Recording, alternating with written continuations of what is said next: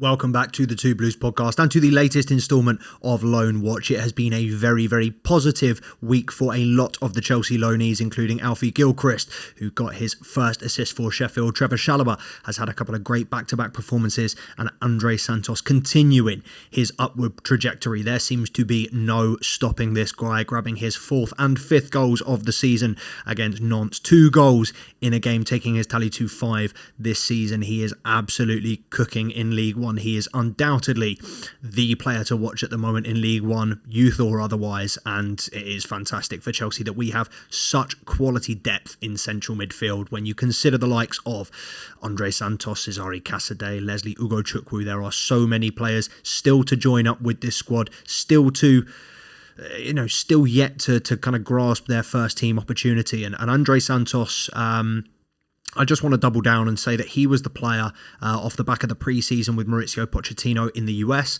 Andrey Santos was the player that I wanted to see make his breakthrough at Chelsea last season. I think he had more than enough ability. I think from the brief glimpses of what I'd seen for him at Vasco in Brazil, he seemed like a very, very solid central midfielder, great ball carrying, great physical,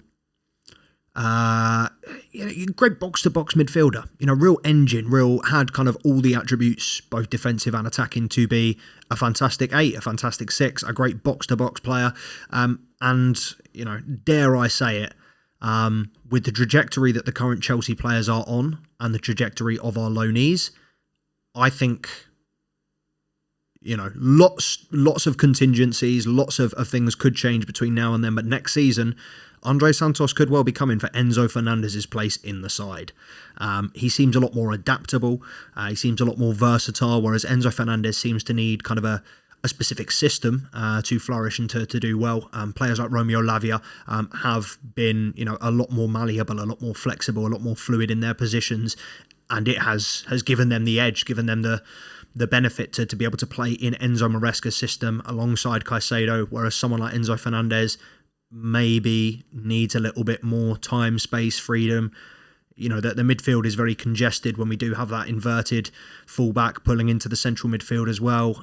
You don't get much time, much space. And Enzo Fernandez is a player that, is best when he is sitting a little bit deeper, dictating, distributing. But at the same time, he seems to be struggling in this Enzo Maresca side. And look, I rate Enzo Fernandez very highly. I think he's a fantastic individual. I think we are still yet to see the best of him in a Chelsea shirt. I think the best of him so far at Chelsea has been under Graham Potter. I think he was superb under Graham Potter. I think his distribution was superb. He was the one that was picking the tempo when we needed to speed up, slow down. He was the one that was dictating play from deep, from the middle of the park. But ever since Graham Potter, I don't think we've seen the same Enzo Fernandez, and whether that's due to the different managers' systems. Obviously, he's had Lampard, Pochettino, and now Enzo Maresca. But it is kind of a little bit strange that maybe we are still trying to find out his best position. I mean, obviously, Mauricio Pochettino was playing him as a second striker last season, and that's obviously not where he operates best. He operates best deeper. But yeah, just kind of going back to what I was saying, Andrey Santos seems to be a lot more flexible in terms of fitting into another system, in terms of being able to do multiple different roles and multiple jobs. And yeah, I think this guy, him and Esteval Willian, I think big players for us. Caicedo, I'm quite surprised at the lack of minutes that Caicedo's got this season, particularly given that Enzo Maresca had him on loan at Leicester and used him last season when he didn't have to. He had multiple players that played for, and were permanent fixtures at Leicester. However, he was using a young loanee. There must have been something that he saw in him, and whether it's he thinks he was good enough for Championship level but not for Premier League, I don't know. Every time I've seen Caicedo this season, which has been very, very limited opportunities, but every time we've seen him, I think he's looked solid. He's looked like a great physical asset. He's looked like a great presence in that midfield. Looks like he's been quite controlling, quite dominant. But for whatever reason, he obviously is not in Enzo Maresca's sights. There were links in the summer as well that we might be looking for a move away for Caicedo, a permanent move. I think that personally would be a mistake. I think he's a great young player. I think there's so much to to give from Caicedo, and kind of much like Andrey Santos, he is also very flexible. He can do multiple roles. He plays centre midfield for us, but when he's playing for the international side, the Italy youth team, for which he is captain, he's playing normally as a right winger or sometimes as a striker and attacking centre midfielder. He scores a lot of goals. He's a great threat in front of goal. I do feel like Santos is a little bit more of a defensive midfielder, whereas kind of Caicedo, you do kind of need to give him a little bit more creative license.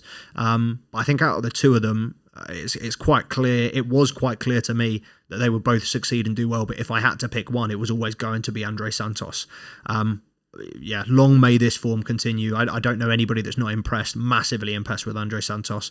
He is doing a fantastic job. And yeah, like I said, 5 goals already in 8 games. Long may this continue. He is a strong part of their team. Very rarely doesn't play a full 90 minutes. He's probably one of the first names on the team sheet at the moment. And obviously, as we've alluded to in previous episodes, he's also got George Petrovic, Caleb Wiley, and the recently transferred Diego Moreira. So there is kind of a nice little blue contingent in there. And fingers crossed that they can all kind of grow and build relationships together, because that would be fantastic if they could bring previously established relationships straight into Chelsea and already have kind of 2-3 players that they're comfortable playing with. That just kind of eases the transition, speeds it up, makes it, easier for every single person involved. But yeah, Andrey Santos, I'd say, is probably the standout this week. Yet again, how many times are we going to do these weekly loan watch videos and discuss Andrey Santos first? But Leslie Ugo Chukwu has had a positive week. He played 90 minutes on Tuesday against Stoke in the EFL Cup round of 16. They're now through to the quarterfinals. Like I said, Alfie Gilchrist grabbed his first assist in the Championship. I think he's played virtually every game. I don't think he started every game, but he's played pretty much every game for Sheffield. His first assist against Stoke, 2-0 win, so a clean sheet to boot. And yeah, fantastic. I think he's going to be a player that we're going to be keeping a very keen eye on, particularly with Josh Achimpong. The noise surrounding him at the moment, I don't know which direction that will go. I don't know whether he'll sign it. We really haven't heard very much, and it's one of those situations where I think fans just want it resolved as soon as possible. It's not good for the player, it's not good for the club, it's not good for anybody to have this situation going on longer than it needs to. So the sooner we get that situation sorted, the better. But it is kind of good to know that we do have, obviously, Alfie Gilchrist, who's having a sterling season in the Championship, will no doubt be ready to come back and fight for kind of a place in the team next year, be it maybe as a backup at left back, be it as a backup at right back. I really don't know. It's, like I said, so many variables, so many things could change between now and, well, I was going to say the end of the season, but the start of next season. But I really do hope Gilchrist is one that we do look to try and integrate into the team rather than just trying to kind of find a move for him. I think there will be interested clubs, definitely clubs that come up. I mean, if a club like Sheffield does come up, I think they'll be interested to take him. I don't think they're anywhere near at the moment.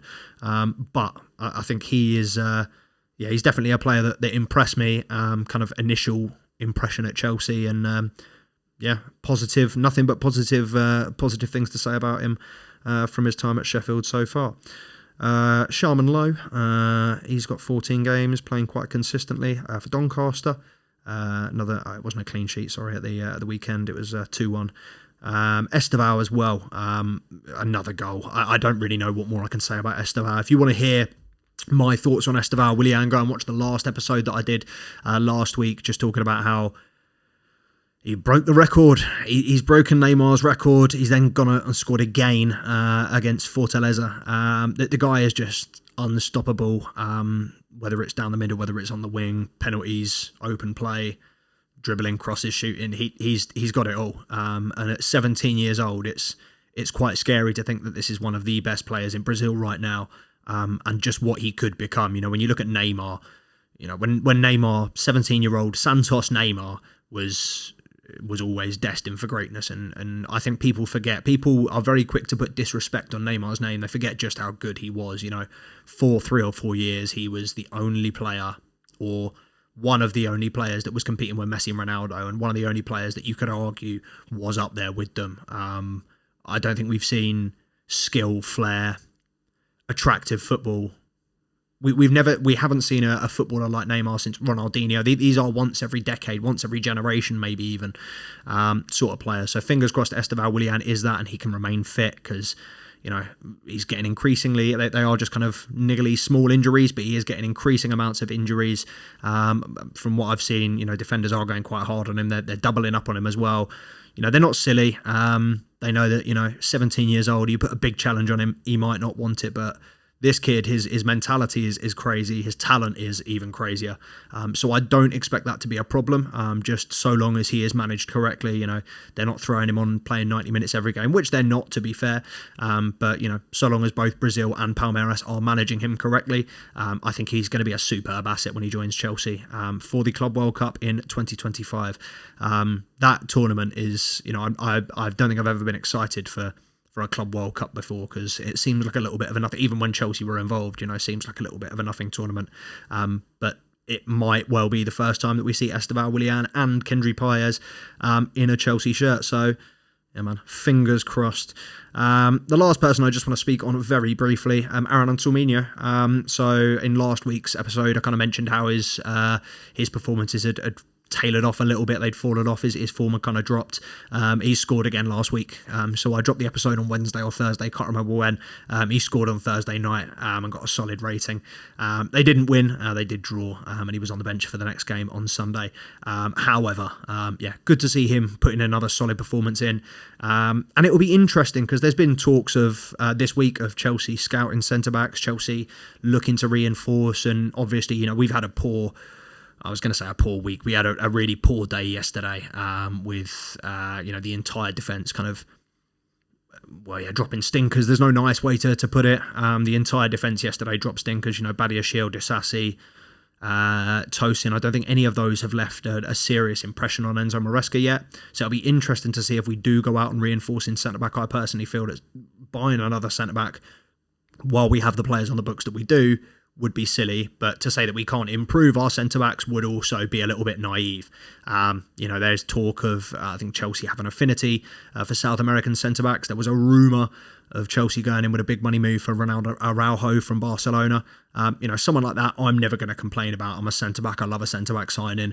And Araujo, I think, is a quality centre-back. The money that we would have to spend to get Araujo, I think, would be 100 mil plus. So, I'm not a big fan of that, particularly when we've still, nowhere near recouping the 80-odd mil that we spent on Wes Fofana.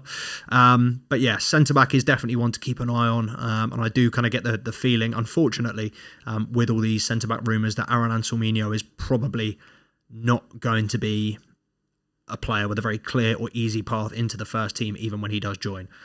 So fingers crossed his form continues to improve and he continues to play well at Boca this season, and obviously we'll see what happens next year. But yeah, like I said, man, a positive week for the Chelsea loanees, particularly Andrey Santos. If you haven't watched any Strasbourg games this year, I highly recommend it. He is very enjoyable to watch. He's real high intensity. His goals aren't fantastic quality, fantastic finishes more often than not. They're set pieces, follow-ups, but he looks like he's a smart player. He's adding these attributes to his game. I already said at the start of the video, I think he's a very complete midfielder. The fact that he can now finish and he's adding goals, assists, contributions to his game, fantastic. So yeah, we'll leave it there for now. Make sure to like, comment, subscribe to the channel if you're not already. Follow at Two Blues Podcast on the Instagram and the TikTok. And we'll see you tomorrow. I won't see you tomorrow, but Mr. C Money Picks will be back tomorrow with an episode of Chopping It Up with Charms. And then we are back. Chelsea versus Manchester United this weekend in the Premier League. We will have a live match reaction for you as always. We may have a preview. We may have a watch along. We'll see how we go. But whatever you do, make sure to like, comment, subscribe to the channel, and we'll be here very, very soon.